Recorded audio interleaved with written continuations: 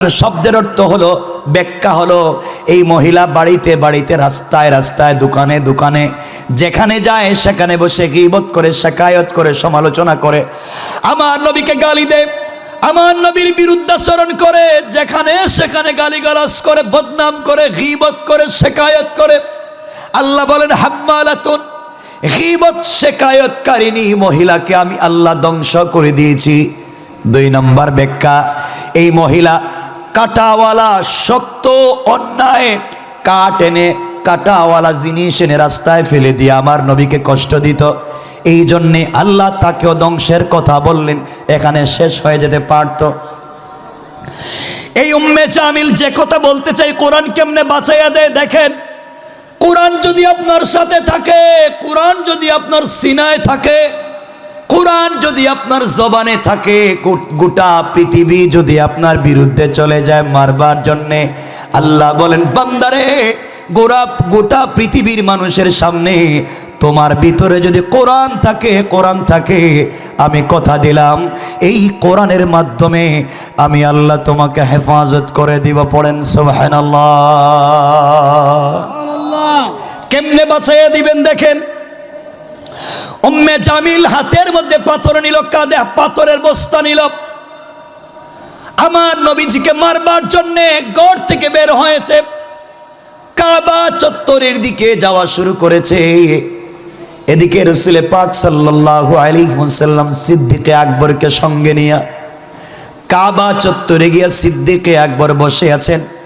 আমার নবী সিদ্দিকে আকবরের রানের উপরে মাথা রেখে শুয়ে আছেন। আমার নবীজি শুয়ে শুয়ে কোরআন তিলাওয়াত করেন।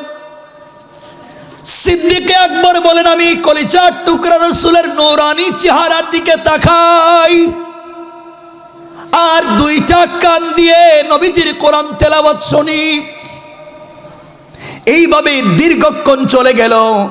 হঠাৎ করে দেখলাম একজন মহিলা কাঁধের মধ্যে পাথর নিয়ে আমার নবীজিকে আঘাত করবার জন্য, মারবার জন্য আসতেছে।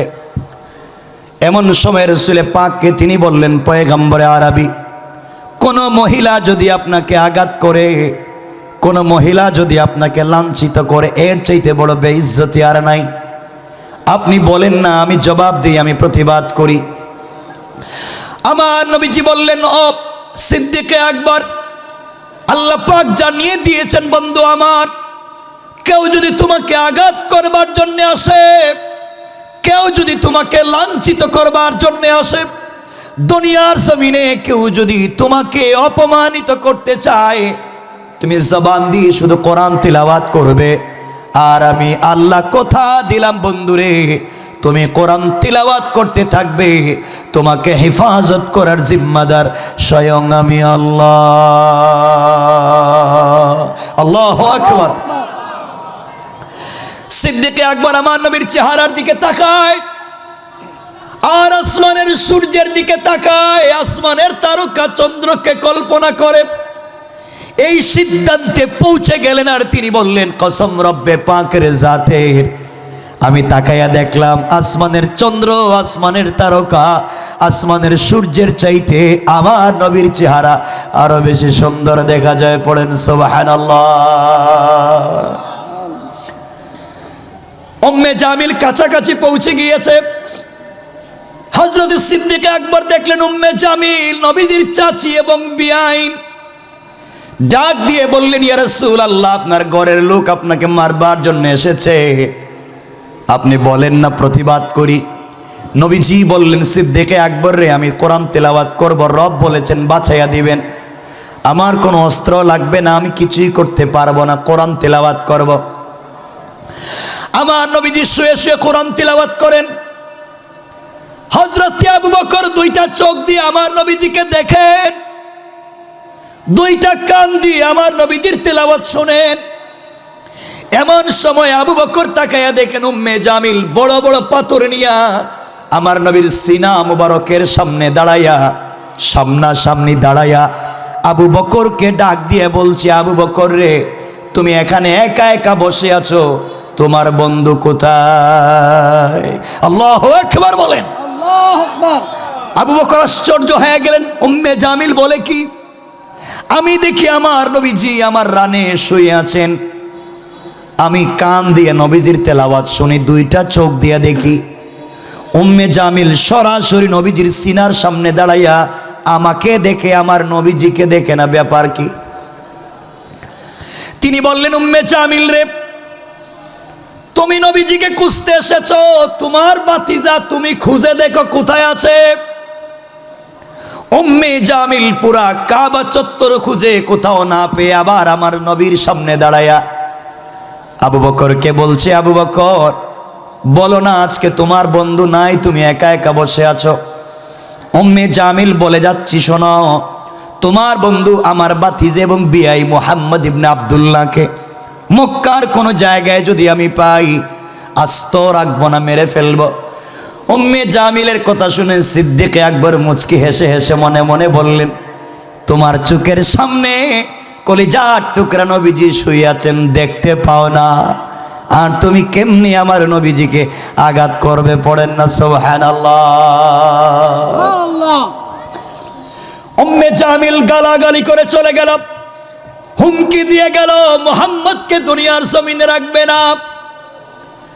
উম্মে জামিল যাওয়ার পরে সিদ্দিক আকবর উঠে আমার নবীজিকে জড়াইয়া ডাক দিয়া বলেছেন, পয়গম্বরে আরবি, আপনাকে আমি দেখি, আপনার কোরআন তিলাওয়াত আমি শুনি। উম্মে জামিল আপনার সামনে দাঁড়াইয়া আমাকে দেখে আপনাকে দেখে না, ব্যাপার কি? নবীজি চোখের পানি ছেড়ে ডাক দিয়ে বললেন, আবু বকর রে, আমার আল্লাহ আমাকে বলেছেন, বন্ধু আমার, দুনিয়ার কোনো জালেম, দুনিয়ার কোনো বিরুদ্ধবাদী অন্যায়কারী যদি তোমাকে আঘাত করতে আসে, মারতে আসে, ওই সময় তুমি আমার কোরআন থেকে শুধু তিলাওয়াত করে যাবে, আমি আল্লাহ হিজাবাম মাসতুরা, আকাশ থেকে একটা গোপন পর্দা পাঠাইয়া ওই কাফের আর তোমার মধ্যখানে আমি আল্লাহ নিজে পার্টিশন সৃষ্টি করে দেই। পড়েন সুবহানাল্লাহ, আল্লাহু আকবার বলেন। কষ্ট হচ্ছে আপনাদের? অসুবিধা হচ্ছে? একটু হাত উঠান দেখি, কার কার অসুবিধা হচ্ছে? অসুবিধা হইতেছে? হাত যে উঠাইলেন সকলে, তাহলে কি ওয়াজ বন্ধ করে দেব? অসুবিধা হয়? আপনাদের অসুবিধা মানে আমার ডাবল সুবিধা, তাড়াতাড়ি রেখে দিলাম। কষ্ট হচ্ছে না তো? শোনো যুবকেরা, কি বলতে চাই বুঝো। আজকে কোরআন রাসূল পাক তিলাওয়াত করলেন, তাকে বাঁচিয়ে দিলেন। আরেকটা কথা, 1 মিনিটে কোরআন থাকলে কেমনে বেঁচে যাবেন, আর এই কোরআনকে রাসূল ফলো করবার কারণে সম্মান কোথায় চলে গেল, সে কথাই আজকে বোঝাতে চাই।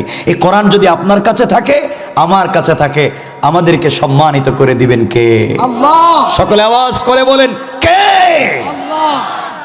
সে 1 মিনিট এই কথা বলে আমরা আলোচনাকে আর সংক্ষেপ করব। কথাগুলো বুঝেন, যেটা শেষে বলার কথা ছিল ওটা আগে বলতেছি, তাহলে মূল কথা একসাথে বুঝে নেবেন।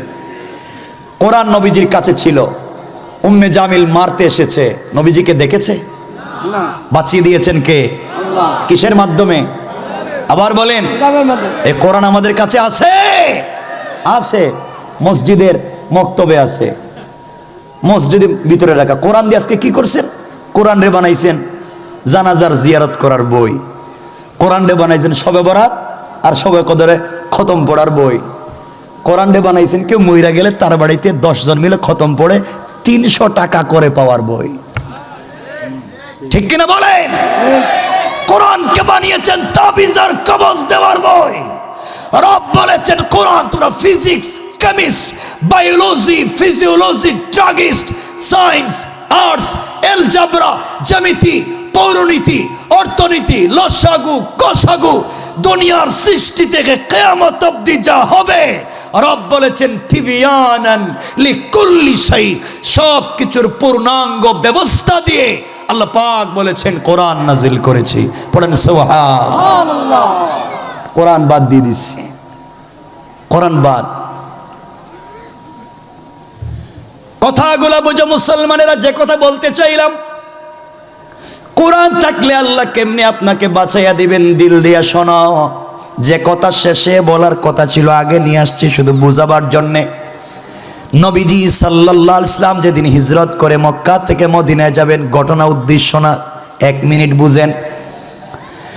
চলে যাবেন যেদিন জিবরিল আমিন এসে বলছেন, ইয়া রাসূলুল্লাহ ঘুম থেকে উঠেন, হিজরত করেন ইয়াসরিবের দিকে, হিজরত করেন মদিনার দিকে। নবীজি সাল্লাল্লাহু আলাইহি ওয়াসাল্লাম উঠে গেলেন, ওযু করলেন, 2 রাকাত সালাত পড়লেন, রবের দরবারে শুকরিয়া আদায় করলেন আর বলেন, আল্লাহ তাআলা দোয়া শুনেছো, আর এখানে থাকতে হবে না, আমি চলে যাই। আল্লাহ বললেন, বন্ধুরে, জালেম বেঈমানেরা তোমাকে আঘাত করবার জন্য যত কৌশল করেছে আমি আল্লাহ বলে দিলাম, ইন্না কাইদাশ শাইতানি কানা দাঈফা। দুনিয়ার অন্যায়কারীরা যত কৌশল করছে তোমাকে আঘাত করবার জন্য, সবগুলা কৌশল আমি আল্লাহর কাছে মশা মাছির চাইতে আরো বেশি দুর্বল। কোন ঠিক কিনা? আমার নবীজি সালাত পড়ে বের হয়ে যাবেন, হঠাৎ কানের পর্দায় আওয়াজ এসেছে, আওয়াজ এসেছে। ঘরের বাহিরের চতুর্দিকে কাফের নেশা নিয়া, তীর নিয়া, বল্লম নিয়া, তরবারি নিয়া, অস্ত্র নিয়া ঘর থেকে বের হলে মুহাম্মদ ইবনে আব্দুল্লাহকে মেরে ফেলবে, ঘর থেকে যেতে দিবে না। এবার নবীজি চোখের পানি ছেড়ে আল্লাহকে বলছেন, আল্লাহ তাআলা আপনি আমাকে বলেছেন ঘর থেকে বের হয়ে যাওয়ার জন্যে, এদিকে কাফেরেরা আমার ঘরের চতুর্দিক বেষ্টন করে দিয়েছে, ঘর থেকে বের হলেই তো মেরে ফেলবে। আল্লাহ বললেন, বন্ধু আমার, তোমার কাজ হলো আমার কোরআন থেকে তেলাওয়াত করে বের হয়ে যাওয়া, আর আমার দায়িত্ব হলো তোমাকে হেফাজত করে দেওয়া। আল্লাহু আকবার বললেন না? আল্লাহু আকবার। এবার নবীজি ঘর থেকে বের হয়ে যাচ্ছেন, দরজার কাছাকাছি চলে গেলেন, দরজা খুলে ফেলবেন। আল্লাহকে ডাক দিয়া বলেছেন, আল্লাহ আমি তো ঘর থেকে বের হয়ে চলে যাই, তুমি বলেছো আমাকে হেফাজত করবে কোরআন তেলাওয়াত করলে, কিন্তু মনে শান্তি পাচ্ছি না। যদি কোনো প্রটেক্ট দিতেন, বেঁচে থাকবার জন্যে কোনো কৌশল বলতেন। আল্লাহ বলেন, বন্ধু এগুলার দরকার কি? আমি তো বললাম বাঁচাইয়া দেব। নবীজি বলেন, আল্লাহ আমাকে বলেন না, আমিও কিছু সাপোর্ট দেই, কিছু জিনিস থেকে নিজেকে বাঁচাই। ওয়ালাকিন লিয়াতমাইন্না কালবি, আপনি বাঁচাবেন 100% বিশ্বাস আছে, অন্তরে প্রশান্তি পাচ্ছি না, বলেন না কিছু করি। আল্লাহ বলেন, বন্ধু আমার, হাতের মধ্যে কঙ্কর নেও অথবা বালি নেও, অথবা হাতের মধ্যে কিছু পাথর নেও, কোরআন থেকে তেলাওয়াত করে কিছু ফু দেও, ওগুলা ফু দিয়া দরজা খুলে সামনের দিকে নিক্ষেপ করে দিবা। এরপরে গোটা কাফেরদের মজলিস থেকে হেফাজত করার জিম্মাদার আমি আল্লাহ। আমার নবীজি বলছেন, আল্লাহ তাআলা কি বললেন আপনি আমাকে? কি আপনি বোকা পেয়েছেন? দরজা খুলে সামনের দিকে পাথর মারবো, আর কাফেররা আমার ডাইনে বামে পিছনে সামনে চতুর্দিকে আছে, আমি তো একসাথে চতুর্দিকে মারতে পারবো না, আমি শুধু একদিকে নিক্ষেপ করব। চতুর্দিকের কাফেররা তো আমাকে ধরে আচ্ছা মতো মেরে ফেলবে, আমি তো একসাথে চতুর্দিকে মারতে পারবো না, একদিকে দিব, কাফেররা চতুর্দিকে। আল্লাহ বললেন, বন্ধু আমার, কোরআন থেকে তিলাওয়াত করে ঘর থেকে বের হয়ে যাও, আর ওগুলা নিক্ষেপ করে দিবা, আমি আল্লাহ কথা দিলাম। কোরআন তেলাওয়াত করবা তুমি, আর সকলের চুকে চুকে পৌঁছে দেওয়ার জিম্মাদার স্বয়ং আমি আল্লাহ। কোরআন কেমনে মানুষকে বাঁচাইয়া দেয় দেখেন, কোরআন কেমনে মানুষকে বাঁচাইয়া দেয়। তোমাদের পায়ে ধরে বলি, কোরআনকে ভালো করে বিশ্বাস করো, জীবনের কিছুই লাগবে না। এবার নবীজি কোরআন থেকে তেলাওয়াত করলেন, দরজা খুললেন, হাতের মধ্যে অল্প কিছু কঙ্কর নিলেন, শুধু সামনের দিকে এভাবে মারলেন। কাফের শুধু সামনে না, চতুর্দিকে, কথা বলেন, মারলেন মাত্র একদিকে, চতুর্দিকের কাফেরদের চুকে পৌঁছে গেল। নবীজি চলে গেলেন মদিনায়, ঘটনা লম্বা, ঘটনা উদ্দেশ্য না। দীর্ঘদিন পরে আল্লাহ বলেন, বন্ধুরে জানতে চাই, বলো না ওই দিন যে বললা ঘর থেকে বের হলে কাফেররা মেরে ফেলবে, তুমি তো শুধু সামনের দিকে পাথর মারলা, ডাইনে বামে পিছনের কাফেরদের চুকে কেমনে গেল বলো? আমার নবীজি চুকের পানি ছেড়ে বলেন, আল্লাহ, মারলাম তো সামন দিকে, কেমনে গেল পিছন দিকে বুঝি না। আমার আল্লাহ বলেন, বন্ধুরে তাহলে শোনাও, আমার রামাইতা ইযা রামাইতা ওয়ালাকিন্নাল্লাহ রামা। আমার বন্ধু, তুমি যখন আমার উপরে ভরসা করে আমার কোরআনকে বুকে ধারণ করে নিক্ষেপ করেছো, এটা তোমার হাত থাকে নাই, তোমার হাত থাকে নাই, সাথে সাথে আমি আল্লাহর কুদরতের হাত হয়ে গিয়েছে। আর আমি আমার হাত দিয়া গোটা কাফেরদের চোখে চোখে পৌঁছে দিয়েছি। কোন সুবহানাল্লাহ, আল্লাহু আকবার।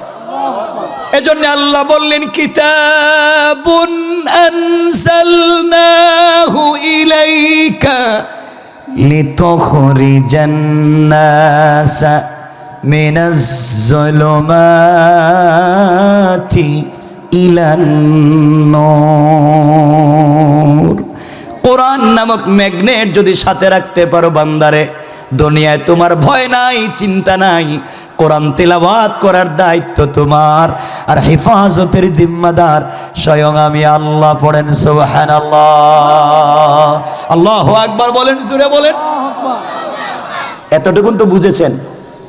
বুঝতে পারলেন না? এতটুকুন তো বুঝছেন যে কোরআন মানুষকে বাঁচাতে পারে কি পারে না? সবাই বলেন, পারে কি পারে না? যেন কোরআন বুঝো, আর কিচ্ছু না। সমাজে দাঙ্গা করো না, সমাজে সন্ত্রাসবাদ, উগ্রবাদ, চরমপন্থা, জঙ্গিবাদ, ফেন্সিডিল, ইয়াবা, মাদক সব বাদ দাও। আল্লাহর তাওহীদকে ফলো করো, রাসূলের রিসালাতকে আঁকড়ে ধরো, বাস্তব জীবনে কোরআন প্রতিষ্ঠা করো। জমিনে দ্বীন জিন্দা করে দিবেন কে? আল্লাহ। কথাগুলো শুনবেন। এই রাসূল যখন দেখলেন কোরআন এই করে, আল্লাহ বলেন, বন্ধু আমি তোমার অনেক সম্মান বাড়িয়ে দিয়েছি। কেমনে? ওয়ারাফা'না লাকা যিকরাক, অনেক সম্মান দিছি। কেমনে দিছেন? আল্লাহ বলেন, বন্ধু দেখো, আল্লাযী আনকাযা যহরাক ওয়া ওয়াদা'না আনকা উযরাক। তোমার বুকের উপর একটা বোঝা ছিল, এই বোঝাকে হালকা করে দিয়েছি। তোমার বুকে একটা চাপ ছিল, চাপকে দূর করে দিয়েছি। আল্লাহ কেমনে দিয়েছেন? নবীজিকে আল্লাহ বলছেন, বন্ধু দ্বীনের দাওয়াত দিতে দুই জিনিস লাগে। কয় জিনিস? সবাই বললেন না। একটা হচ্ছে দাওয়াত দিতে গেলে টাকা লাগবে, সম্পত্তি লাগবে। টাকা পয়সা না থাকলে আপনি কিন্তু সব জায়গায় দ্বীনের দাওয়াত দিতে পারবেন না। পারবেন? নবীজি বললেন, বন্ধু আমি যখন চিন্তা করলাম দ্বীনের দাওয়াত তোমাকে দিয়েই দিব, তখন মক্কার সব থেকে সম্ভ্রান্ত মেয়েকে, সব থেকে টাকাওয়ালা মেয়েকে আমি আল্লাহ তোমার প্রেমে ফেলে দেয়া ওই মেয়েটাকে তোমাকে বিয়ে করাইয়া তার সমুদয় সম্পত্তি ইসলামের রাস্তায় নিয়ে এসে দুহাত উজাড় করে দান করে দিয়ে দিন বিজয়ের স্বপ্ন দেখিয়েছি। বলেন সুবহানাল্লাহ। বললে আল্লাহ ঠিক আছে বুঝছি, খাদিজাকে বিয়ে করাইয়া তার টাকা পয়সা দিনের রাস্তায় ব্যয় করাইয়া আমার দিলের কষ্ট দূর করছো। আর কি? আল্লাহ বলেন, দেখো তুমি কোরআন তিলাওয়াত করতে বড় কষ্ট হতো, একটা আয়াত নাজিল হওয়ার পরে মুখস্থ করবার জন্য ঘাম ঝরে যেত, বারবার জিহ্বা নাড়াতে। আমি বলছি লা তুহাররিক বি লিসানাক লিতাজালা বি। বন্ধু কোরআন নাজিল হলে আর তোমাকে জিহ্বা নাড়াইয়া কষ্ট করতে হবে না। পুরা 30 পারা কোরআন তোমার সিনার ভিতরে নাজিল করে দেওয়ার দায়িত্ব নিয়েছি আমি আল্লাহ। তোমাকে কত সহজ করে দিলাম। আল্লাহ আর কি করেছেন? আল্লাহ বলছেন, বন্ধু দ্বীনের দাওয়াত দিতে গেলে ক্ষমতা লাগে। ক্ষমতা না থাকলে, পাওয়ার না থাকলে আপনার সব জায়গায় দাওয়াত নিয়ে যাইতে পারবে না। বাইরন আপনি কোত্থেকে আইছেন? বাইরন বলবে না? আল্লাহ বলছেন, বন্ধু যদিও তোমার চাচা আবু তালেব দিন গ্রহণ করেনি, ইসলাম কবুল করেনি, কিন্তু তোমার প্রতি তার দিলের ভিতরে একটা আন্তরিকতা আমি তৈরি করে দিয়েছি, একটা টান তৈরি করে দিয়েছি, এমন টান তার দিলে তৈরি করে দিয়েছি, সে দিন কবুল না করলেও সে যতদিন বেঁচে থাকবে মক্কার পৃথিবীর কোনো মানুষের ক্ষমতা নাই তোমার শরীরে ফুল দিয়ে ঠুকা দিবে। সুবহানাল্লাহ, আল্লাহু আকবার বললেন না? কারণ পৃথিবীতে একজন ব্যক্তি যার নাম আবু তালেব রাসূলের পাকের হাত ধরেছে, ইসলাম কবুল করেন নাই, হাত ধরে নিয়ে গিয়েছেন কাবা চত্বরে। কাবা চত্বরে আমার নবীর হাত ধরে বলেছেন, ও বিশ্ববাসী শোনো, ও মক্কার নেতা লিডারেরা শোনো, এটা হচ্ছে মুহাম্মদ ইবনে আব্দুল্লাহ, আমি আবু তালেব, আমার ভাতিজা, আমার ভাতিজা দ্বীনের দাওয়াত দিবে, আপনাদের ভালো লাগলে শুনবেন, নাইলে শুনবেন না। খবরদার, আমার ভাতিজার দিকে রক্ত চক্ষু রাঙ্গিয়ে কথা বলবার অধিকার নাই। আমি ইসলাম কবুল করিনি, কিন্তু আমার ভাতিজাকে আঘাত করলে কাউকে ছেড়ে দেব না। আল্লাহু আকবার বললেন না? এই কথা বলবার পরে নবীজির সাহস 100 গুণ বেড়ে গেল। মক্কার অলিতে গলিতে দ্বীনের দাওয়াত দিতে লাগলেন, কেউ তাকে বাধা দিতে পারলো না। আল্লাহু আকবার। আল্লাহ বলেন, বন্ধু 3 জিনিসের দরকার ছিল, কোরআন শক্ত জিনিস তোমার দিলে নাজিল করে দিয়া, ওয়াতানা আনকা উইসরাক, এই শক্ত জিনিসকে তোমার দিলে দিলাম, কষ্ট দূর করলাম, খাদিজাকে বিয়ে করাইয়া টাকার ব্যবস্থা করে দিন প্রচারের ব্যবস্থা করলাম, আবু তালেবের দিল নরম করে ইসলামের জন্য শক্ত করে দিলাম, শক্ত পাইছো, দিনের দাওয়াত দাও। সুবহানাল্লাহ বললেন না? সুবহানাল্লাহ। বন্ধু তোমার সম্মান বাড়াইছি। আল্লাহ বলেন, নবীজি বলেন, ঠিক আছে, আল্লাহ সম্মান বাড়াইছে। হঠাৎ করে, সংক্ষেপ, আমরা খুব লম্বা দূরে যাব না তো, হঠাৎ করে একটা বছর আসলো যে বছরে রসুলের চাচা ইন্তেকাল করলেন, আবু তালেব ইন্তেকাল করলেন। নবীজি কষ্ট পেয়ে গেলেন, আহারে আমি এখন রাস্তাঘাটে কেমনি দাওয়াত দিব, নবীজি কি আমাকে তো মাইরা ফেলাবে। এর কয়েকদিন পরেই কলিজার টুকরা স্ত্রী খাদিজাতুল কুবরা ইন্তেকাল করলেন। এখন নবীজির চাচাও নাই, নবীজির স্ত্রীও নাই। তো খাদিজার সঙ্গে রসুলের গঠে যাওয়া খুনসুটি চমৎকার ছিল। এগুলো অনেক লম্বা বিষয়, সুযোগ থাকলে সামনে বলবো, মনে রাখবেন। দুজন নাই। তো নবীজি আল্লাহর কাছে বলছেন, আল্লাহ আপনি বললেন চাচাকে দুর্বল করে আমাকে শক্তিশালী করছেন, খাদিজাকে বিয়ে করাইয়া দ্বীনের রাস্তায় আমাকে শক্ত করছেন, দুজনই তো নাই, তো কোথায় আমার সম্মান বাড়াইছেন? নবীজি আল্লাহর কাছে বলতে লাগলেন। আমার মুসলমান বন্ধুগণ, গভীর মনোযোগ। আল্লাহর পয়গম্বর, আখিরি জামানার নবী, সরকারে কায়নাত, দু জাহানের সরদার, নবী রহমত জনাবে মুহাম্মদুর রাসূলুল্লাহ সাল্লাল্লাহু আলাইহি ওয়াসাল্লাম সিদ্ধান্ত নিলেন, আর মক্কায় থাকবো না। ঘরের ভিতরে খাদিজা নাই, এই ঘরের ভিতরে থাকবার মতো সুযোগ নাই। ঘরের ভিতরে আমার চাচা নাই। মক্কার অলিতে গলিতে দ্বীনের দাওয়াত দিতে গেলে মানুষ আমাকে আঘাত করবে, দ্বীনের দাওয়াত দিলে মানুষ আমাকে কষ্ট দিলে, ঘরের ভিতরে আসলে যার কথা শুনলে দিল ঠান্ডা হয়ে যায়, সেই খাদিজা ঘরের ভিতরে নাই। নবীজির চিন্তার শেষ নাই। খাদিজা রাদিয়াল্লাহু তাআলা আনহা যখন ইন্তেকাল করলেন, আমার নবীজি দ্বীনের দাওয়াত নিয়ে যখন বাহিরে থাকতেন, বিকাল বেলা করে আসতেন, ঘরের দরজায় নক করলে সাথে সাথে ঘরের দরজা খুলে যেত। নবীজি সাল্লাল্লাহু আলাইহি ওয়াসাল্লাম খাদিজাকে বলতেন, খাদিজা আমি তো জওয়ান, তুমি প্রায় 75 বছরের উপরে তোমার বয়স, বৃদ্ধা হয়ে গিয়েছো, তুমি কি রাত্রবেলা ঘুমাও না? খাদিজাতুল কুবরা বলতেন, স্বামী আমার, আপনি দ্বীনের দাওয়াতে বাহিরে থাকেন, আমি কেমনে বিছানার সঙ্গে পিঠ লাগাইয়া ঘুমাবো? আমি সারা রাত্র দরজার সঙ্গে পিঠ লাগাইয়া দাঁড়িয়ে থাকি, কখন আমার কলিজার টুকরা স্বামী দরজায় নক করবেন, সাথে সাথে যেন আমি দরজা খুলে দিতে পারি। কোন সুবহানাল্লাহ, সুবহানাল্লাহ। কেমন স্ত্রী, কেমন স্বামী! খাদিজাকে নবীজি এত ভালোবাসতেন, কয়েক মিনিটে বলে দিই, খাদিজাকে এত ভালোবাসতেন, নিজে 21 বছর অথবা 25 বছর বয়সে বৃদ্ধা একজন মহিলাকে বিয়ে করলেন। এত ভালোবাসা তৈরি হয়েছিল। আল্লাহর রাসূল খাদিজার ইন্তেকালের আগ পর্যন্ত কোনো মহিলাকে বিয়ে করলেন না। আমার বন্ধুগণ, সকালবেলা একদিন সারাদিন দিনের দাওয়াত দিয়ে বিকেলবেলা আমার নবীজি ঘরে ফিরলেন। ঘরকে কেমন করে সাজাতে হবে শুনে যাও। ও মুসলমানেরা, কথাগুলো দিল দিয়ে শোনো। আমার মায়ের আব্বুনেরা শুনেন, খাদিজা তার স্বামীর জন্য কেমন ছিলেন। ঘরকে সুন্দর করতে হলে কেমন করা লাগবে শোনো। নবীজি সাল্লাল্লাহু আলাইহি ওয়াসাল্লাম দিনের দাওয়াত নিয়ে বাহিরে ঘরে আসলেন। এসে দেখেন খাদিজাতুল কুবরা কাঁদতেছেন, বিছানার মধ্যে শুয়ে আছেন। রাসূল পাক মাথায় হাত দিয়ে দেখলেন প্রচন্ড জ্বর উঠেছে, শরীর কাঁপতেছে। জিজ্ঞাসা করলেন, খাদিজা তোমার কি হয়েছে? খাদিজা ডাক দিয়ে বললেন, স্বামী আমার দর্দে সিনা, বুকের ব্যথা বেড়ে গিয়েছে, প্রচন্ড জ্বর উঠেছে, মনে হয় বাঁচব না, আর মনে হয় বাঁচব না, পৃথিবীর জমিন থেকে বিদায় নিব।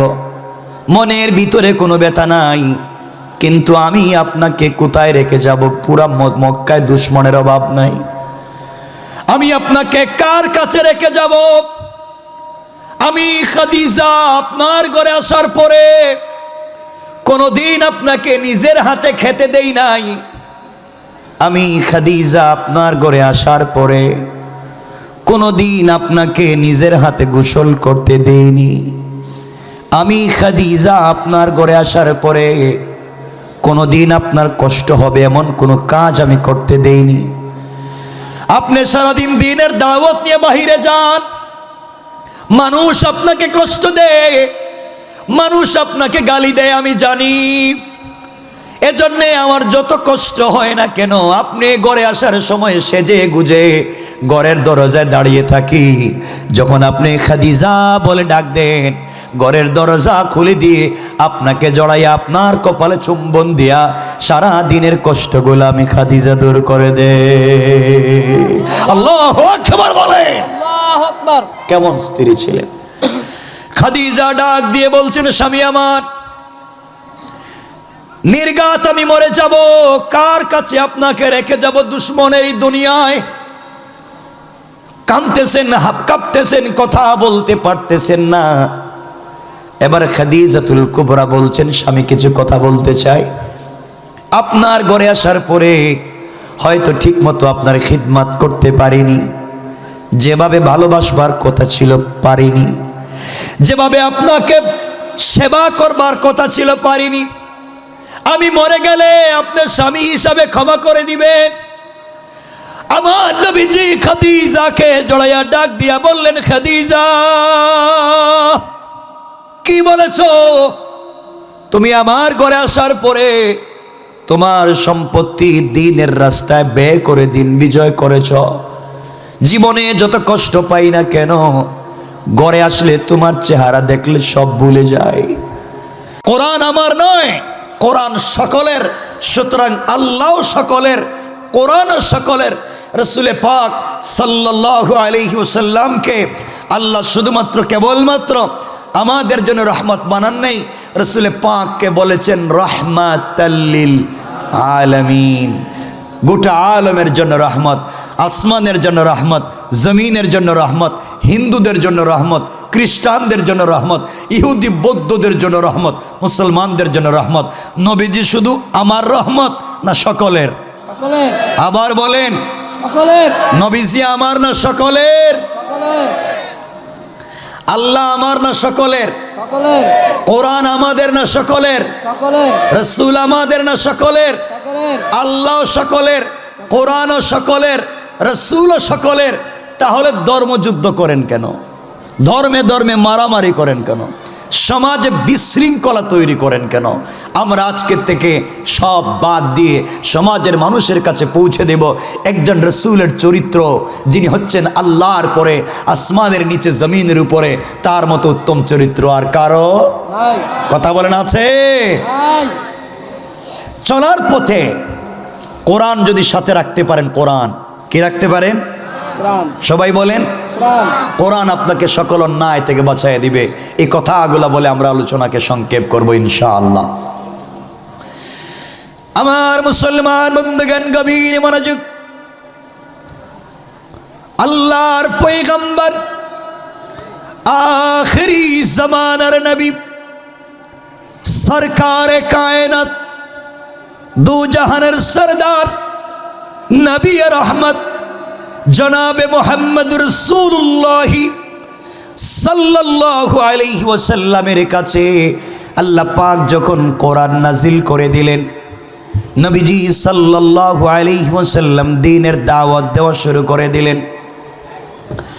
কথাগুলো মনে রাখবেন, কি বলতে চাই। আল্লাহর পয়গম্বর দ্বীনের দাওয়াত দিতে লাগলেন, কোরআনের আয়াত আল্লাহ নাজিল করে দিলেন। আমার প্রথম কথাগুলো যদি বুঝেন, পরের কথাগুলো বুঝবেন। আয়াত মাত্র একটা, শুরুর কথা না বুঝলে শেষের কোনো কথা বুঝবেন না। কথাগুলো দিল দিয়া শোনেন মুসলমানেরা। আল্লাহ আয়াত নাজিল করে দিলেন, ওয়ানজির আশিরাতাকাল আকরাবিন। বন্ধু আমার, নিজের কাছাকাছি মানুষের কাছে দাওয়াত পৌঁছে দাও, আমার তাওহীদ এবং তোমার রাসূলের তোমার রিসালাত পৌঁছে দাও। নবীজি সাল্লাল্লাহু আলাইহি ওয়াসাল্লাম দাওয়াত দেওয়ার জন্য দাঁড়িয়ে গেলেন। কথাগুলো শোনেন। আমার নবীজি একদিন সকালবেলা মক্কার সবথেকে উঁচা পাহাড় সাফা পাহাড়ে উঠে গেলেন। ভোরবেলা ডাক দিয়া বললেন, ইয়া সাবাহা। আরবের রেওয়াজ ছিল, সকালবেলা কেউ যদি ইয়া সাবাহা বলে চিৎকার করে ডাক দেয়, মানুষের মনে হতো আশ্চর্য কোনো ভয়ঙ্কর সংবাদ হবে। এই জন্যে সকল মানুষ সকালবেলা পাহাড়ের নিচে পৌঁছে গেল, টিলার নিচে পৌঁছে গেল। যারা যেতে পারলেন না, তারা তাদের প্রতিনিধি পাঠিয়ে দিল। পয়গম্বরে আরবি দাঁড়িয়ে গেলেন আর ডাক দিয়ে বলেন, কুরাইশেরা শোনো, মক্কার নেতৃস্থানীয় মানুষেরা শোনো, আব্দে মানফ শোনো, কুরাইশের মানুষেরা শোনো, আমি মুহাম্মদ ইবনে আব্দুল্লাহ তোমাদের কাছে কেমন লোক আজকে আমি জানতে চাই, তোমাদের কাছে আমি কেমন শুনতে চাই।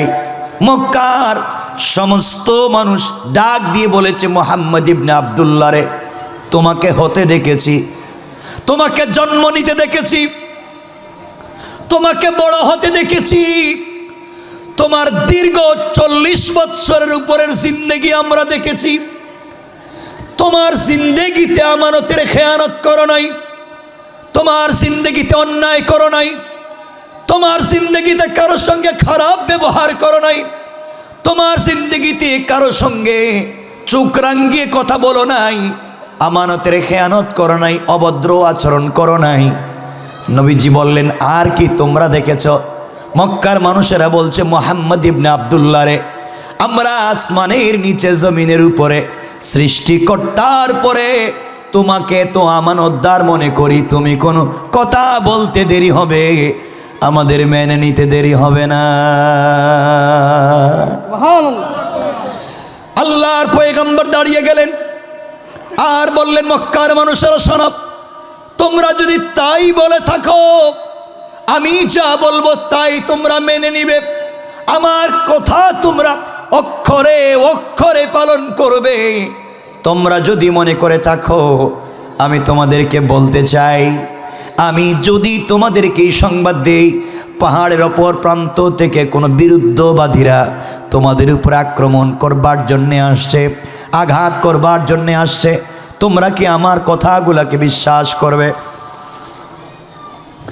সবাই ডাক দিয়া বললে, এর চাইতে ভয়ঙ্কর খবর হলে আমরা বিশ্বাস করব। এবার পয়গম্বরে আরবি বলছেন, শোনো মক্কার মানুষেরা,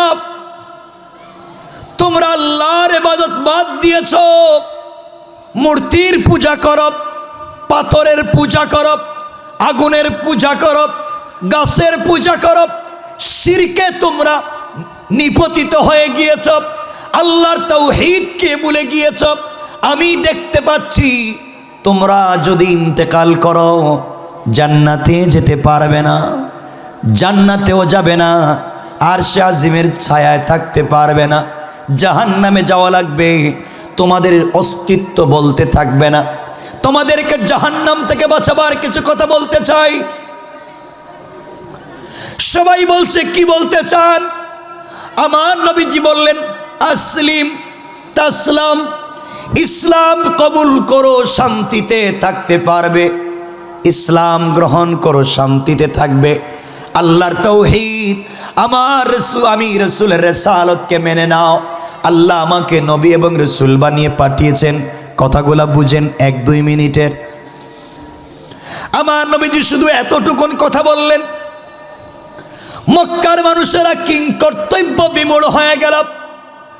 যেই লোকটাকে হতে দেখলাম, যেই লোকটাকে বড় হতে দেখলাম, যেই লোকটা আজকে যৌবনে পদার্পণ করে 40 ঊর্ধ্ব বয়স হয়েছে, আমরা তাকে সুন্দর করে চিনি, তার মুখ থেকে আজ অবধি এমন কোনো কথা শুনিনি। আজ তিনি নতুন দিনের দাওয়াত দিচ্ছেন, এক আল্লাহর ইবাদতের কথা বলছেন, তার রিসালাতকে মেনে নেওয়ার কথা বললেন। মক্কার মানুষেরা জবাব দিতে পারতেছে না। এমন সময় সবার সামনে দাঁড়িয়ে গিয়েছে নবীজির আপন চাচা আবুল আহাব। আমি বলতে চাইবো, আবুল আহাব নবীজির শুধু চাচা ছিল না, নবীজির সঙ্গে 3 প্রকারের সম্পর্ক ছিল।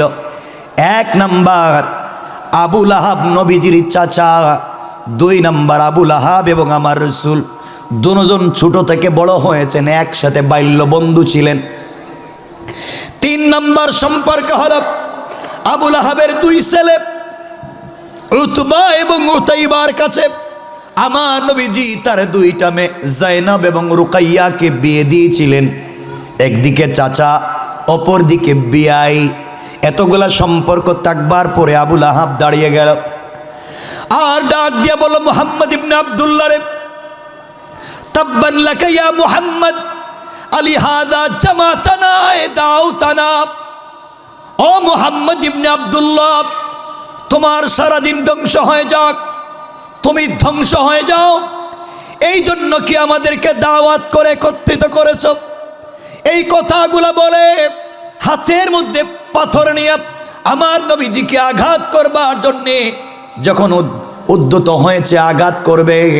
আমি যে কথা বলতে চাই আমার বন্ধুগণ, এখানে হাজারো শত মানুষ দাঁড়িয়েছিল, কেউ প্রতিবাদ করলো না, কেউ নবীজিকে গালি দিল না, কেউ নবীজির কথা শুনবার করে কোনো কথা বলল না। সর্বপ্রথম যেই লোকটা গালি দিয়েছে, নবীজিকে নিয়ে ঠাট্টা মস্করা করেছে, সে কে? বললেন না, সবাই বলেন না। চাচা। চাচার পরিচয় কি? ঘরের লোক। চাচা কি বাহিরের লোক না ঘরের? সবাই বললেন না, সবাই বলেন না। চাচা বাহিরের লোক না ঘরের লোক? নবীজি দ্বীনের দাওয়াত দিলেন, প্রথম দাওয়াত দিলেন বাহিরে। যারা বাধা দিয়েছে, অন্য ধর্মের মানুষ বাধা দেয় নাই, অন্য গ্রামের মানুষ বাধা দেয় নাই। সর্বপ্রথম যে ব্যক্তি দ্বীনের দাওয়াতে বাধা দিয়েছে, সে হচ্ছে রসুলের ঘরের লোক। কথা বলেন না কেন? সবাই বলেন।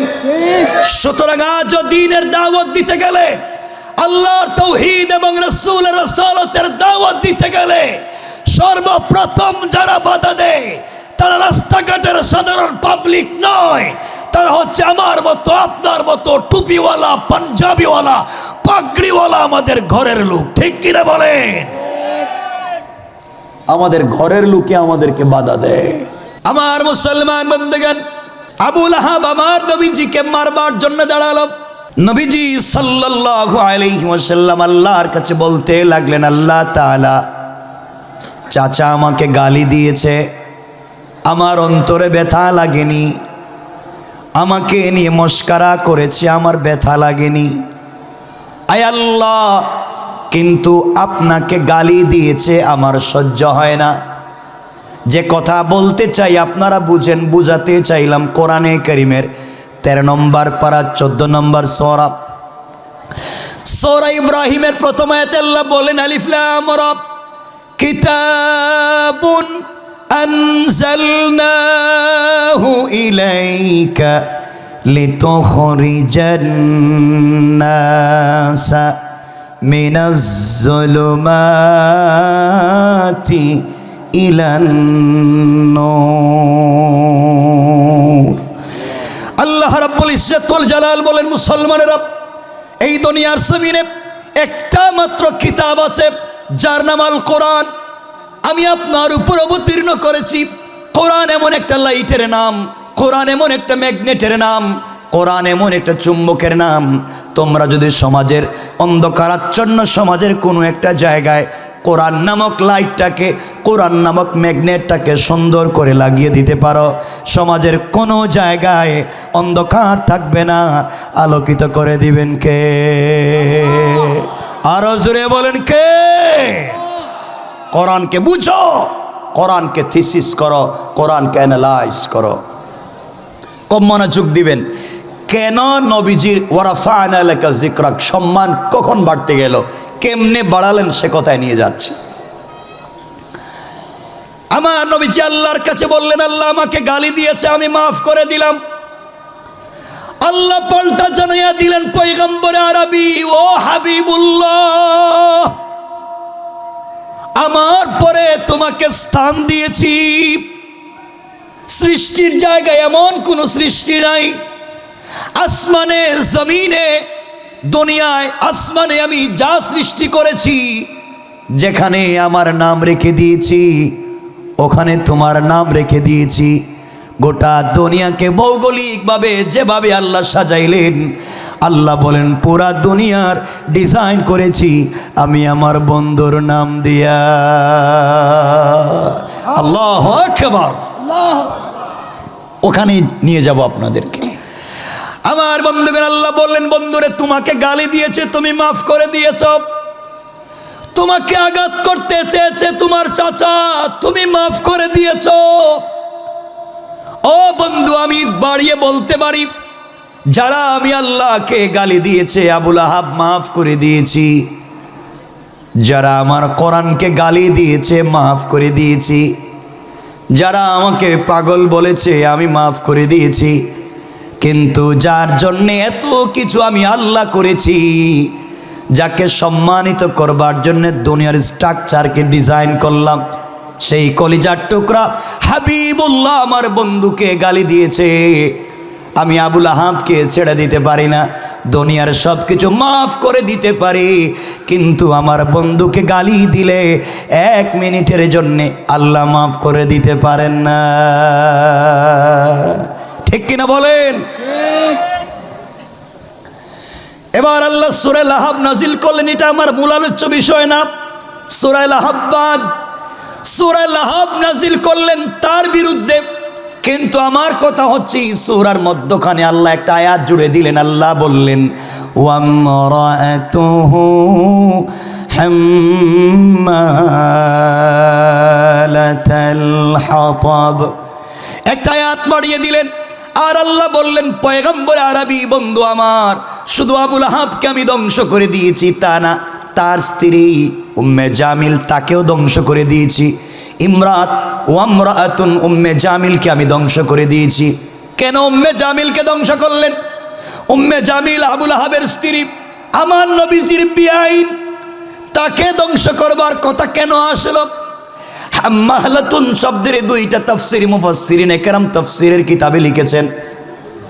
একটা তাফসীর হলো, শব্দের অর্থ হলো, ব্যাখ্যা হলো, এই মহিলা বাড়িতে বাড়িতে, রাস্তায় রাস্তায়, দোকানে দোকানে, যেখানে যায় সেখানে বসে গীবত করে, শিকায়ত করে, সমালোচনা করে, আমার নবীকে গালি দেয়, আমার নবীর বিরুদ্ধাচরণ করে, যেখানে সেখানে গালিগালাজ করে, বদনাম করে, গীবত করে, শিকায়ত করে।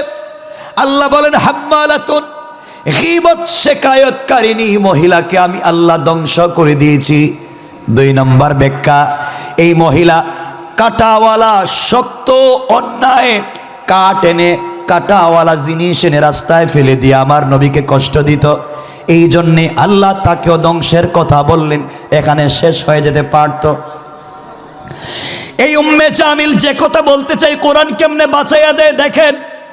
কোরআন যদি আপনার সাথে থাকে, কোরআন যদি আপনার সিনায় থাকে, কোরআন যদি আপনার জবানে থাকে, গোটা পৃথিবী যদি আপনার বিরুদ্ধে চলে যায় মারবার জন্যে, আল্লাহ বলেন বান্দারে গোটা পৃথিবীর মানুষের সামনে তোমার ভিতরে যদি কোরআন থাকে আমি কথা দিলাম এই কোরআনের মাধ্যমে আমি আল্লাহ তোমাকে হেফাজত করে দিব। পড়েন সুবহানাল্লাহ। আল্লাহ কেমনে বাঁচাইয়া দিবেন দেখেন। উম্মে জামিল হাতের মধ্যে পাথর নিল, কাঁধে পাথরের বস্তা নিল, আমার নবীজিকে মারবার জন্য ঘর থেকে বের হয়েছে, কাবা চত্বরের দিকে যাওয়া শুরু করেছে।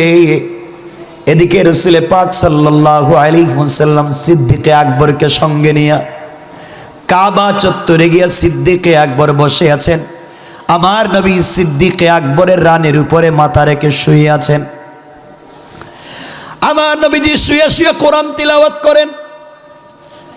সিদ্দিকে আকবর বলেন আমি কলিজার টুকরা রাসূলের নূরানি চেহারার দিকে তাকাই আর দুইটা কান দিয়ে নবীজির কোরআন তেলাওয়াত শুনি।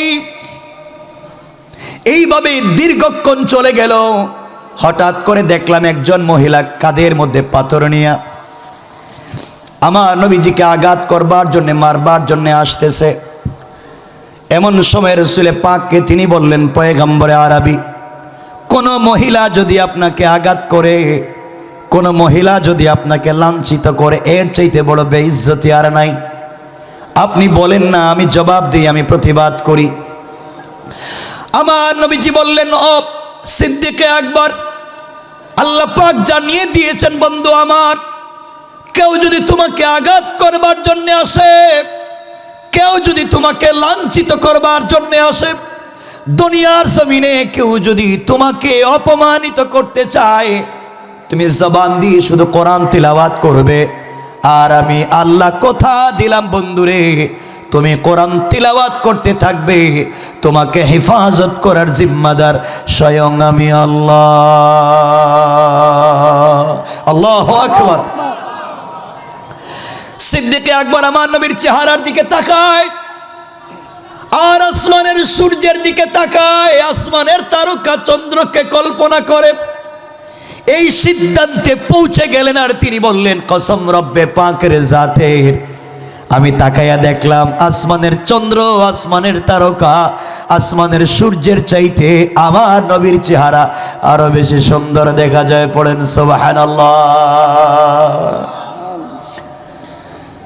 উম্মে জামিল কাছাকাছি পৌঁছে গিয়েছে।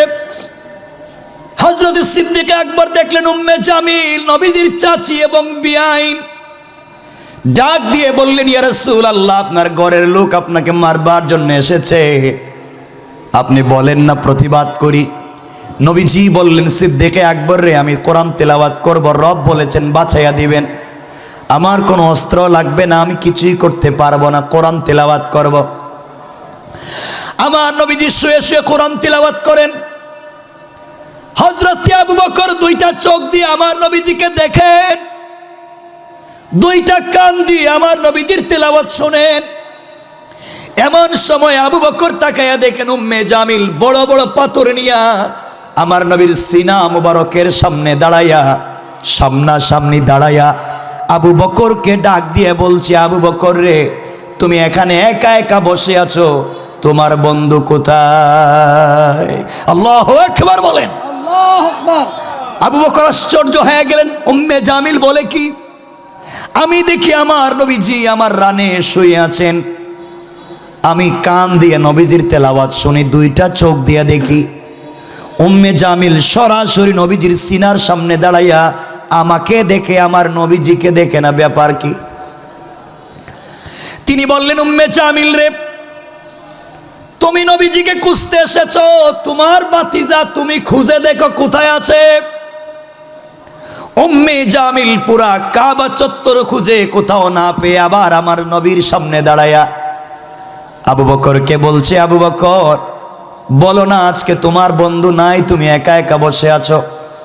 উম্মে জামিল বলে যাচ্ছি শোনো, তোমার বন্ধু আমার ভাতিজা এবং বিআই মুহাম্মদ ইবনে আব্দুল্লাহকে মক্কার কোন জায়গায় যদি আমি পাই আস্ত রাখবো না, মেরে ফেলবো। উম্মে জামিলের কথা শুনে সিদ্দিক আকবর মুচকি হেসে হেসে মনে মনে বললেন তোমার চোখের সামনে কলিজার টুকরা নবীজি শুয়ে আছেন, দেখতে পাও না, আর তুমি কেমনি আমার নবীজিকে আঘাত করবে? পড়েন না সুবহানাল্লাহ। আল্লাহ উম্মে জামিল গালাগালি করে চলে গেল, হুমকি দিয়ে গেল মুহাম্মদকে দুনিয়ার জমিনে রাখবে না। উম্মে জামিল যাওয়ার পরে সিদ্দিক আকবর উঠে আমার নবীজিকে জড়াইয়া ডাক দিয়ে বলেছেন, পয়গম্বরে আরবি, আপনাকে আমি দেখি, আপনার কোরআন তিলাওয়াত আমি শুনি। উম্মে জামিল আপনার সামনে দাঁড়ায়া আমাকে দেখে আপনাকে দেখে না, ব্যাপার কি? নবীজি চোখের পানি ছেড়ে ডাক দিয়ে বললেন, আবু বকর রে, আমার আল্লাহ আমাকে বলেছেন, বন্ধু আমার, দুনিয়ার কোনো জালেম, দুনিয়ার কোনো বিরুদ্ধবাদী অন্যায়কারে যদি তোমাকে আঘাত করতে আসে, মারতে আসে, ওই সময় তুমি আমার কোরআন থেকে শুধু তিলাওয়াত করে যাবে, আমি আল্লাহ হিজাবাম মাসতুরা, আকাশ থেকে একটা গোপন পর্দা পাঠাইয়া ওই কাফেরার তোমার মধ্যখানে আমি আল্লাহ নিজে পার্টিশন সৃষ্টি করে দেই। পড়েন সুবহানাল্লাহ, আল্লাহু আকবার বলেন। কষ্ট হচ্ছে আপনাদের? অসুবিধা হচ্ছে? একটু হাত উঠান দেখি, কার কার অসুবিধা হচ্ছে? অসুবিধা হইতেছে? হাত যে উঠাইলেন সকলে, তাহলে কি ওয়াজ বন্ধ করে দেব? অসুবিধা হয়? আপনাদের অসুবিধা মানে আমার ডাবল সুবিধা, তাড়াতাড়ি রেখে দিলাম। কষ্ট হচ্ছে না তো? শোনো যুবকেরা, কি বলতে চাই বুঝো। আজকে কোরআন রাসূল পাক তিলাওয়াত করলেন, তাকে বাঁচিয়ে দিলেন। আরেকটা কথা, 1 মিনিটে কোরআন থাকলে কেমনে বেঁচে যাবেন, আর এই কোরআনকে রাসূল ফলো করবার কারণে সম্মান কোথায় চলে গেল, সে কথাই আজকে বোঝাতে চাই। এই কোরআন যদি আপনার কাছে থাকে, আমার কাছে থাকে, আমাদেরকে সম্মানিত করে দিবেন কে? আল্লাহ। সকলে আওয়াজ করে বলেন, কে? আল্লাহ। সে 1 মিনিট এই কথা বলে আমরা আলোচনাকে আর সংক্ষেপ করব। কথাগুলো বুঝেন, যেটা শেষে বলার কথা ছিল ওটা আগে বলতেছি, তাহলে মূল কথা একসাথে বুঝে নেবেন। কোরআন নবীজির কাছে ছিল, উম্মে জামিল মারতে এসেছে, নবীজিকে দেখেছে? না। বাঁচিয়ে দিয়েছেন কে? আল্লাহ। কিসের মাধ্যমে? আবার বলেন। কিতাবের মাধ্যমে। এই কোরআন আমাদের কাছে আছে? আছে, মসজিদের মক্তবে আছে, মসজিদের ভিতরে রাখা। কোরআন দিয়ে আজকে কি করছেন? কোরআন রে বানাইছেন জানাজার জিয়ারত করার বই, কোরআন রে বানাইছেন শবে বরাত আর শবে কদরে খতম পড়ার বই, কোরআন রে বানাইছেন কেউ মইরা গেলে তার বাড়িতে 10 জন মিলে খতম পড়ে 300 টাকা করে পাওয়ার বই। ঠিক কিনা বলেন? কোরআনকে বানিয়েছেন তাবিজ আর কবজ দেওয়ার বই। রব বলেছেন, কোরআন তোমরা physics, chemist, biology, physiology, druggist, science, arts, algebra, জ্যামিতি, পৌরনীতি, অর্থনীতি, লসাগু, কসাগু, দুনিয়ার সৃষ্টি থেকে কিয়ামত অবধি যা হবে, রব বলেছেন তিবিয়ানান লিকুল্লি শাই, সব কিছুর পূর্ণাঙ্গ ব্যবস্থা দিয়ে আল্লাহ পাক বলেছেন কোরআন নাজিল করেছি। পড়েন সুবহানাল্লাহ। কোরআন বাদ দিয়ে দিছি, কোরআন বাদ। কথাগুলো বুঝো মুসলমানেরা, যে কথা বলতে চাইলাম, কোরআন থাকলে আল্লাহ কেমনে আপনাকে বাঁচাইয়া দিবেন, দিল দিয়া শোনো। যে কথা শেষে বলার কথা ছিল আগে নিয়ে আসছি শুধু বুঝাবার জন্যে। নবীজি সাল্লাল্লাহু আলাইহি ওয়াসাল্লাম যেদিন হিজরত করে মক্কা থেকে মদিনায় যাবেন, ঘটনা উদ্দেশ্য না, 1 মিনিট বুঝেন। চলে যাবেন যেদিন জিবরিল আমিন এসে বলছেন, ইয়া রাসূলুল্লাহ, ঘুম থেকে উঠেন, হিজরত করেন ইয়াসরিবের দিকে, হিজরত করেন মদিনার দিকে। নবীজি সাল্লাল্লাহু আলাইহি ওয়াসাল্লাম উঠে গেলেন, ওযু করলেন, 2 রাকাত সালাত পড়লেন, রবের দরবারে শুকরিয়া আদায় করলেন, আর বলেন, আল্লাহ তাআলা দোয়া শুনেছো, আর এখানে থাকতে হবে না, আমি চলে যাই। আল্লাহ বললেন, বন্ধুরে, জালেম বেঈমানেরা তোমাকে আঘাত করবার জন্য যত কৌশল করেছে আমি আল্লাহ বলে দিলাম, ইন্না কাইদাশ শাইতানি কানা দাঈফা। দুনিয়ার অন্যায়কারীরা যত কৌশল করছে তোমাকে আঘাত করবার জন্য, সবগুলা কৌশল আমি আল্লাহর কাছে মশা মাছির চাইতে আরো বেশি দুর্বল, কণ্ঠে কিনা। আমার নবীজি সালাত পড়ে বের হয়ে যাবেন, হঠাৎ কানের পর্দায় আওয়াজ এসেছে। ঘরের বাহিরের চতুর্দিকে কাফের নেশা নিয়া, তীর নিয়া, বল্লম নিয়া, তরবারি নিয়া, অস্ত্র নিয়া ঘর থেকে বের হলে মুহাম্মদ ইবনে আব্দুল্লাহকে মেরে ফেলবে, ঘর থেকে যেতে দিবে না। এবার নবীজি চোখের পানি ছেড়ে আল্লাহকে বলছেন, আল্লাহ তাআলা আপনি আমাকে বলেছেন ঘর থেকে বের হয়ে যাওয়ার জন্যে, এদিকে কাফেরেরা আমার ঘরের চতুর্দিক বেষ্টন করে দিয়েছে, ঘর থেকে বের হলেই তো মেরে ফেলবে। আল্লাহ বললেন, বন্ধু আমার, তোমার কাজ হলো আমার কোরআন থেকে তেলাওয়াত করে বের হয়ে যাওয়া, আর আমার দায়িত্ব হলো তোমাকে হেফাজত করে দেওয়া। সুবহানাল্লাহ, আল্লাহু আকবার বললেন না? আল্লাহু আকবার। এবার নবীজি ঘর থেকে বের হয়ে যাচ্ছেন, দরজার কাছাকাছি চলে গেলেন, দরজা খুলে ফেলবেন। আল্লাহকে ডাক দিয়া বলেছেন, আল্লাহ আমি তো ঘর থেকে বের হয়ে চলে যাই, তুমি বলেছো আমাকে হেফাজত করবে কোরআন তেলাওয়াত করলে, কিন্তু মনে শান্তি পাচ্ছি না। যদি কোনো প্রটেক্ট দিতেন, বেঁচে থাকবার জন্যে কোনো কৌশল বলতেন। আল্লাহ বলেন, বন্ধু এগুলার দরকার কি, আমি তো বললাম বাঁচাইয়া দেব। নবীজি বলেন, আল্লাহ আমাকে বলেন না, আমিও কিছু সাপোর্ট দেই, কিছু জিনিস থেকে নিজেকে বাঁচাই। ওয়ালা কিল্লি আতমা ইন্না কালবি, আপনি বাঁচাবেন 100% বিশ্বাস আছে, অন্তরে প্রশান্তি পাচ্ছি না, বলেন না কিছু করি। আল্লাহ বলেন, বন্ধু আমার, হাতের মধ্যে কঙ্কর নেও, অথবা বালি নেও, অথবা হাতের মধ্যে কিছু পাথর নেও, কোরআন থেকে তেলাওয়াত করে কিছু ফু দেও, ওগুলা ফু দিয়া দরজা খুলে সামনের দিকে নিক্ষেপ করে দিবা। এরপরে গোটা কাফেরদের মজলিস থেকে হেফাজত করার জিম্মাদার আমি আল্লাহ। আল্লাহু আকবার। আমার নবীজি বলছেন, আল্লাহ তাআলা কি বললেন আপনি আমাকে? কি আপনি বুকা পেয়েছেন? দরজা খুলে সামনের দিকে পাথর মারবো, আর কাফেররা আমার ডাইনে বামে পিছনে সামনে চতুর্দিকে আছে, আমি তো একসাথে চতুর্দিকে মারতে পারবো না, আমি শুধু একদিকে নিক্ষেপ করব। চতুর্দিকের কাফেররা তো আমাকে ধরে আচ্ছা মতো মেরে ফেলবে, আমি তো একসাথে চতুর্দিকে মারতে পারবো না, একদিকে দিব, কাফেররা চতুর্দিকে। আল্লাহ বললেন, বন্ধু আমার, কোরআন থেকে তিলাওয়াত করে ঘর থেকে বের হয়ে যাও, আর ওগুলা নিক্ষেপ করে দিবা। আমি আল্লাহ কথা দিলাম, কোরআন তেলাওয়াত করবা তুমি, আর সকলের চুকে চুকে পৌঁছে দেওয়ার জিম্মাদার স্বয়ং আমি আল্লাহ।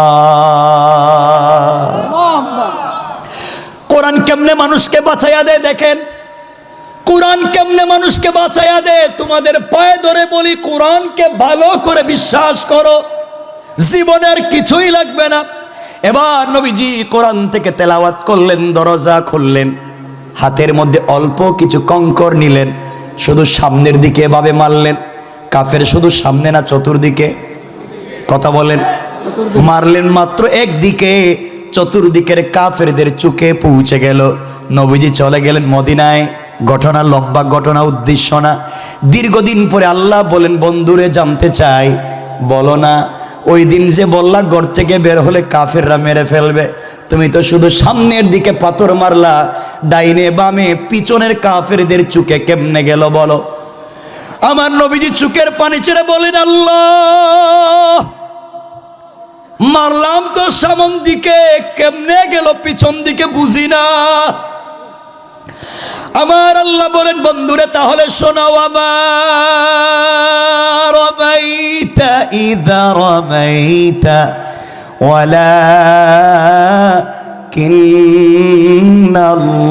ওয়ালাকিন্নাল্লাহ রামা। আমার বন্ধু, তুমি যখন আমার উপরে ভরসা করে আমার কোরআনকে বুকে ধারণ করে নিক্ষেপ করেছো, এটা তোমার হাত থাকে নাই, তোমার হাত থাকে নাই, সাথে সাথে আমি আল্লাহর কুদরতের হাত হয়ে গিয়েছে, আর আমি আমার হাত দিয়া গোটা কাফেরদের চোখে চোখে পৌঁছে দিয়েছি। কোন সুবহানাল্লাহ, আল্লাহু আকবার। এজন্য আল্লাহ বললেন, কিতাবুন আনজালনাহু ইলাইকা লিতুখরিজান নাসা মিনাজ যুলুমাতি ইলান নূর। কোরআন নামক ম্যাগনেট যদি সাথে রাখতে পারো বান্দারে, দুনিয়ায় তোমার ভয় নাই, চিন্তা নাই। কোরআন তিলাওয়াত করার দায়িত্ব তোমার, আর হেফাজতের জিম্মাদার স্বয়ং আমি আল্লাহ। পড়েন সুবহানাল্লাহ, আল্লাহু আকবার বলেন, জোরে বলেন। এতটুকুন তো বুঝেছেন? বুঝতে পারলেন না? এতটুকুন তো বুঝছেন যে কোরআন মানুষকে বাঁচাতে পারে কি পারে না? সবাই বলেন, পারে কি পারে না? এজন্য কোরআন বুঝো, আর কিচ্ছু না। সমাজে দাঙ্গা করো না, সমাজে সন্ত্রাসবাদ, উগ্রবাদ, চরমপন্থা, জঙ্গিবাদ, ফেন্সিডিল, ইয়াবা, মাদক সব বাদ দাও। আল্লাহর তাওহীদকে ফলো করো, রাসূলের রিসালাতকে আঁকড়ে ধরো, বাস্তব জীবনে কোরআন প্রতিষ্ঠা করো। জমিনে দ্বীন জিন্দা করে দিবেন কে? আল্লাহ। কথাগুলো শুনবেন। এই রাসূল যখন দেখলেন কোরআন এই করে, আল্লাহ বলেন, বন্ধু আমি তোমার অনেক সম্মান বাড়িয়ে দিয়েছি। কেমনে? ওয়ারাফা'না লাকা যিকরাক, অনেক সম্মান দিছি। কেমনে দিছেন? আল্লাহ বলেন, বন্ধু দেখো, আল্লাযী আনকাযা যহরাক ওয়া ওয়াদা'না আনকা উযরাক। তোমার বুকের উপর একটা বোঝা ছিল, এই বোঝাকে হালকা করে দিয়েছি।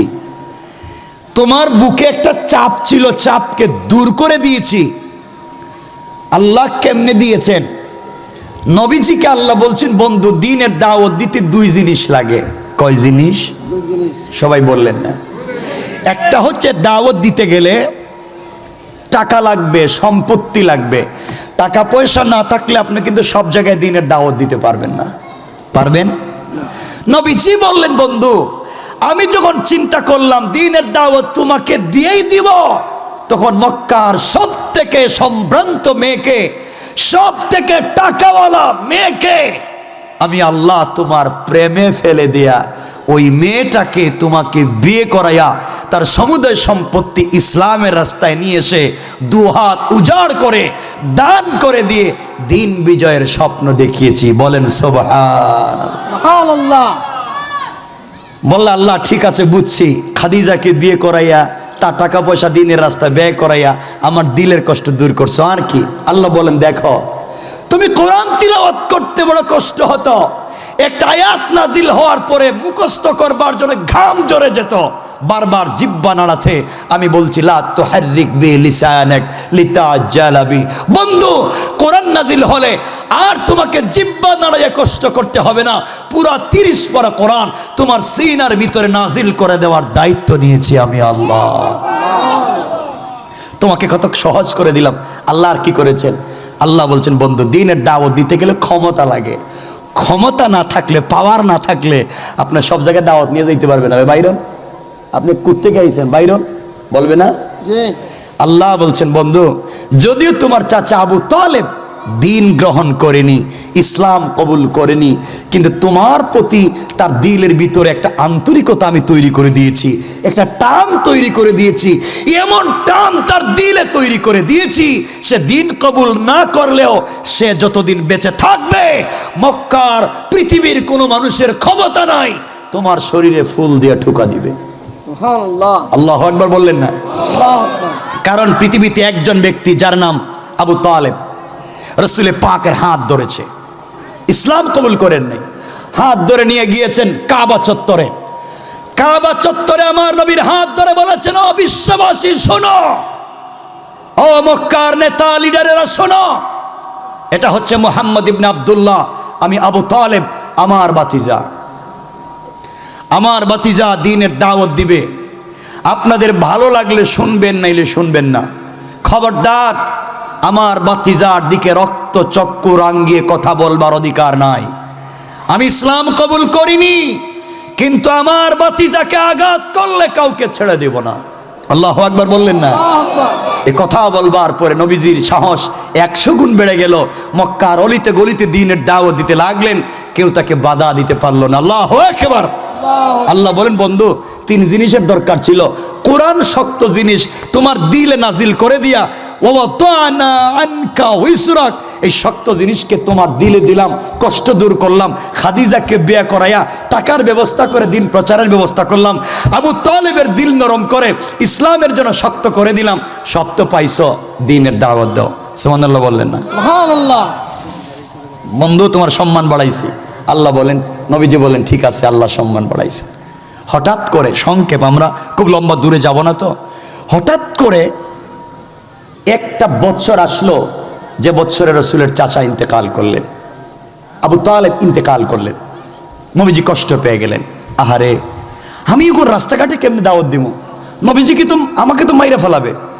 এর কয়েকদিন পরেই কলিজার টুকরা স্ত্রী খাদিজাতুল কুবরা ইন্তেকাল করলেন। এখন নবীজির চাচাও নাই, নবীজির স্ত্রীও নাই।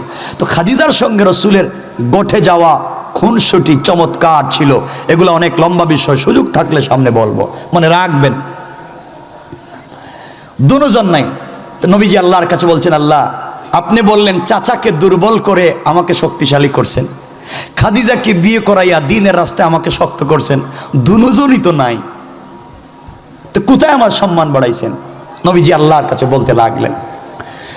আমার মুসলমান বন্ধুগণ, গভীর মনোযোগ। আল্লাহর পয়গম্বর, আখিরি জামানার নবী, সরকারে কায়নাত, দু জাহানের সরদার, নবী রহমত জনাবে মুহাম্মদুর রাসূলুল্লাহ সাল্লাল্লাহু আলাইহি ওয়াসাল্লাম সিদ্ধান্ত নিলেন, আর মক্কায় থাকবো না। ঘরের ভিতরে খাদিজা নাই, এই ঘরের ভিতরে থাকবার মতো সুযোগ নাই। ঘরের ভিতরে আমার চাচা নাই।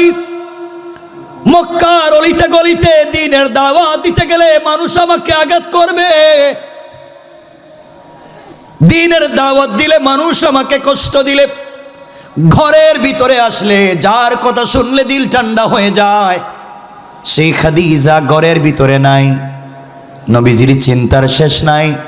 খাদিজা রাদিয়াল্লাহু তাআলা আনহা যখন ইন্তেকাল করলেন, আমার নবীজি দ্বীনের দাওয়াত নিয়ে যখন বাহিরে থাকতেন, বিকালবেলা করে আসতেন, ঘরের দরজায় নক করলে সাথে সাথে ঘরের দরজা খুলে যেত। নবীজি সাল্লাল্লাহু আলাইহি ওয়াসাল্লাম খাদিজাকে বলতেন, খাদিজা আমি তো জওয়ান, তুমি প্রায় 75 বছরের উপরে তোমার বয়স, বৃদ্ধা হয়ে গিয়েছো, তুমি কি রাত্রবেলা ঘুমাও না? খাদিজাতুল কুবরা বলতেন, স্বামী আমার, আপনি দ্বীনের দাওয়াতে বাহিরে থাকেন, আমি কেমনে বিছানার সঙ্গে পিঠ লাগাইয়া ঘুমাবো? আমি সারা রাত্র দরজার সঙ্গে পিঠ লাগাইয়া দাঁড়িয়ে থাকি, কখন আমার কলিজার টুকরা স্বামী দরজায় নক করবেন, সাথে সাথে যেন আমি দরজা খুলে দিতে পারি। কোন সুবহানাল্লাহ। সুবহানাল্লাহ। কেমন স্ত্রী, কেমন স্বামী! খাদিজাকে নবীজি এত ভালোবাসতেন, কয়েক মিনিটে বলে দিই, খাদিজাকে এত ভালোবাসতেন, নিজে 21 বছর অথবা 25 বছর বয়সে বৃদ্ধা একজন মহিলাকে বিয়ে করলেন। এত ভালোবাসা তৈরি হয়েছিল, আল্লাহর রাসূল খাদিজার ইন্তেকালের আগ পর্যন্ত কোনো মহিলাকে বিয়ে করলেন না। আমার বন্ধুগণ, সকালবেলা একদিন সারাদিন দ্বীনের দাওয়াত দিয়ে বিকেলবেলা আমার নবীজি ঘরে ফিরলেন। ঘরকে কেমন করে সাজাতে হবে শুনে যাও। ও মুসলমানেরা, কথাগুলো দিল দিয়ে শোনো। আমার মায়েরা, বোনেরা শুনেন, খাদিজা তার স্বামীর জন্য কেমন ছিলেন। ঘরকে সুন্দর করতে হলে কেমন করা লাগবে শোনো। নবীজি সাল্লাল্লাহু আলাইহি ওয়াসাল্লাম দ্বীনের দাওয়াত নিয়ে বাহিরে ঘরে আসলেন। এসে দেখেন খাদিজাতুল কুবরা কাঁদতেছেন, বিছানার মধ্যে শুয়ে আছেন। রাসূল পাক মাথায় হাত দিয়ে দেখলেন প্রচন্ড জ্বর উঠেছে, শরীর কাঁপতেছে। জিজ্ঞাসা করলেন, খাদিজা তোমার কি হয়েছে? খাদিজা ডাক দিয়ে বললেন, স্বামী আমার দর্দে সিনা, বুকের ব্যথা বেড়ে গিয়েছে, প্রচন্ড জ্বর উঠেছে, মনে হয় বাঁচব না, আর মনে হয় বাঁচব না, পৃথিবীর জমিন থেকে বিদায় নিব। মনের ভিতরে কোনো ব্যথা নাই, কিন্তু আমি আপনাকে কোথায় রেখে যাব? পুরা মক্কায় দুশ্মনের অভাব নাই। আমি আপনাকে কার কাছে রেখে যাব? আমি খাদিজা আপনার ঘরে আসার পরে কোনোদিন আপনাকে নিজের হাতে খেতে দেই নাই। আমি খাদিজা আপনার ঘরে আসার পরে কোনোদিন আপনাকে নিজের হাতে গোসল করতে দেইনি। আমি খাদিজা আপনার ঘরে আসার পরে কোনোদিন আপনার কষ্ট হবে এমন কোনো কাজ আমি করতে দেইনি। আপনি সারাদিন দিনের দাওয়াত নিয়ে বাহিরে যান, মানুষ আপনাকে কষ্ট দেয়, মানুষ আপনাকে গালি দেয়, আমি জানি। এজন্যে আমার যত কষ্ট হয় না কেন, আপনি ঘরে আসার সময় সেজে গুজে ঘরের দরজায় দাঁড়িয়ে থাকি। যখন আপনি খাদিজা বলে ডাক দেন, ঘরের দরজা খুলে দিয়ে আপনাকে জড়াইয়া আপনার কপালে চুম্বন দিয়া সারা দিনের কষ্টগুলো আমি খাদিজা দূর করে দে। আল্লাহু আকবার বলেন। আল্লাহু আকবার। কেমন স্ত্রী ছিলেন? খাদিজা ডাক দিয়ে বলছেন, স্বামী আমার, নির্ঘাত আমি মরে যাব, কার কাছে আপনাকে রেখে যাব দুশ্মনের এই দুনিয়ায়? কাঁদতেছেন, হাত কাঁপতেছেন, কথা বলতে পারতেছেন না। এবার খাদিজাতুল কুবরা বলছেন, স্বামী কিছু কথা বলতে চাই। আপনার ঘরে আসার পরে হয়তো ঠিক মতো আপনার খিদমত করতে পারিনি, যেভাবে ভালোবাসবার কথা ছিল পারিনি, যেভাবে আপনাকে সেবা করবার কথা ছিল পারিনি। আমি মরে গেলে আপনার স্বামী হিসাবে ক্ষমা করে দিবেন। আমার নবীজি খাদিজাকে জড়াইয়া ডাক দিয়া বললেন, খাদিজা কি বলেছো? তুমি আমার ঘরে আসার পরে তোমার সম্পত্তি দ্বীনের রাস্তায় ব্যয় করে দিন বিজয় করেছ। জীবনে যত কষ্ট পাই না কেন, ঘরে আসলে তোমার চেহারা দেখলে সব ভুলে যায়।